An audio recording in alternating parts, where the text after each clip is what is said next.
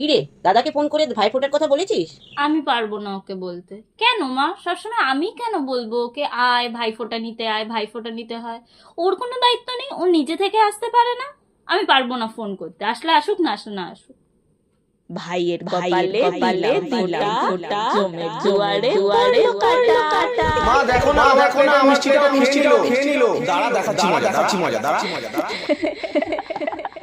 দাদা দাদা দাদা প্রণামটা কর দাদা বলে কথা।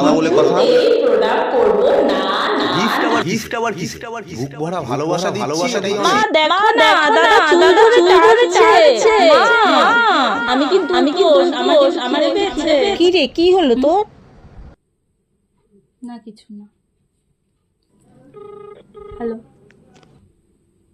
হ্যাঁ দাদা। হ্যাঁ বল। বলছি তাড়াতাড়ি চলে আসবি দ্বিতীয়ার দিন, দেরি যেন না হয়। আমি কিন্তু না খেয়ে বসে থাকবো। আরে হ্যাঁ পৌঁছে যাবো সময় মতো। আমার থালার মিষ্টিটা তুলে খেয়ে নিস না জানো। কিছু সম্পর্কে ইগো ধরে বসে থাকতে নেই, এতে দুই তরফেই কষ্ট বাড়তে থাকে। এবার ভাইফোঁটায় নতুন কিছু হোক।